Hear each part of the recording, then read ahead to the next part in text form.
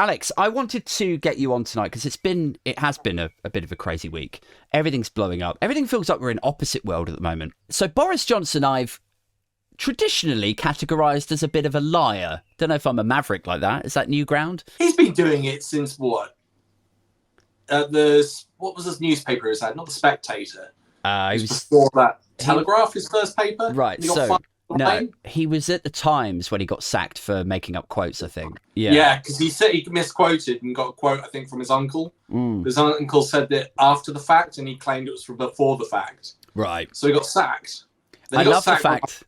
I love that his uncle didn't, back him up. Like, his uncle had known him already that whole time. He was like, I'm not backing this motherfucker up. He's a shit. But the reason I say that we're in sort of opposite world at the moment is because I've traditionally thought of him as somebody who's incredibly dishonest, who has this rich catalogue of lies behind him, who betrays everyone that ever grows close to him, who seems to have this majestic ability to fuck over people who are even just adjacent to him. People who have very little to do with him end up scorched by this guy.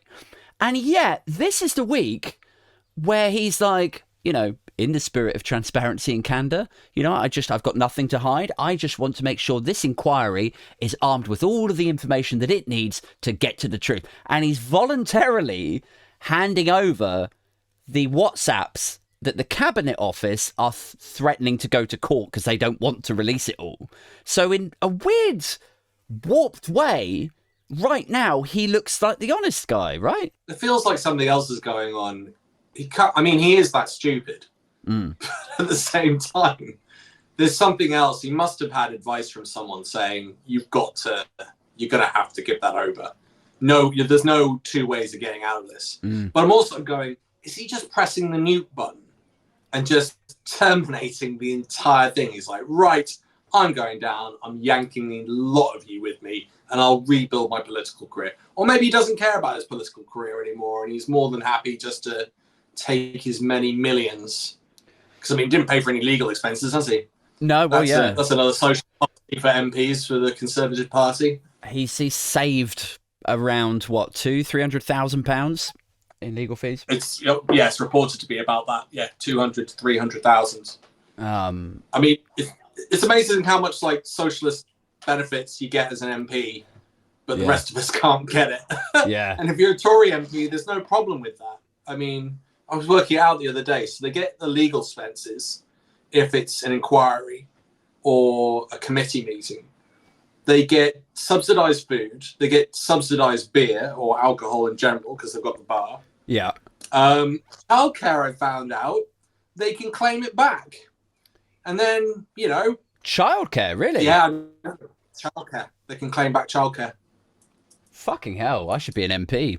Yeah, we should all be MPs. I'd get kicked out. Maybe that's the real trick. I would get removed from Parliament. There'd be some scandal that would come out. It'd be like old Polaroids of me with cocaine up my nose, and it'd be like, this guy's a scallywag. We need to get rid of it. But as long as I lasted the 4 years or so that I still need childcare for, I'd be happy. But Gove's taking coke. He's still in there. Yeah. Rees-Mogg said he was fine in taking cocaine because it was in the past. Yeah. Yeah, I know. But then the police went in and sniffer dogs found coke outside the toilets of Boris Johnson's office and Priti Patel's, I think it was. Yeah. I'm not saying it's in their office. I said outside in the toilet next to there. Well, Boris Johnson pretty much admitted on Have I Got News For You, this is a few years ago, that he had done cocaine. He attempted to take coke and then he sneezed. Yeah. But you know what? I don't want to say anything too sort of... is it libel or slander if I say it? I can never remember. But I don't want to dig myself into a legal grave here. If I can keep holding my fucking house with the increased mortgage payments as it is, it'll be a bloody miracle. It'd be a real Greek tragedy if I just clung on to the family home and then got sued into oblivion. But I'm sure I remember somebody telling me that they knew some shit about Boris Johnson. And then it was a little bit, I'm not going to go all out here and accuse him of having done what I think we all know I'm alluding to, but I'm fairly certain that it was alluded to. Anyway, let's change the subject before I get myself in problems. Can you point us in the direction of the area of potential criminality that it could be? I will suggest playfully that it could be speculated, it could have been alleged at some stage in the past by someone else entirely, that there may have been an unconfirmed substance that had gone up a banknote into his nostrils and provided some sort of uplifting effect, very chatty effect. However, I'm sure Boris Johnson would completely reject these accusations or allegations. Wow. I'm treading so carefully. My lawyer, my solicitor is like poking his head in right now going, fucking, no! We've been through this! Yeah. I've got 2 allegations. Oh, okay. Allegations about Boris. Go for it. I have a friend of mine who filmed him, and he was unhappy with a story that got released during them trying to film him, and apparently he lunged at them. Really? Yeah, because he thought they were the ones that released the story, and they weren't. That's the allegation.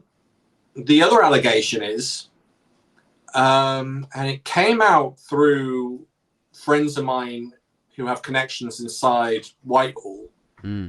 Boris had sired another kid by his hairdresser, and the hairdresser had legged it to Canada. And that came out of multiple sources. That wasn't just one person from Whitehall. There were, like, I was even aware of journalists becoming aware of it and confirming it, but no one has been able to find that hairdresser.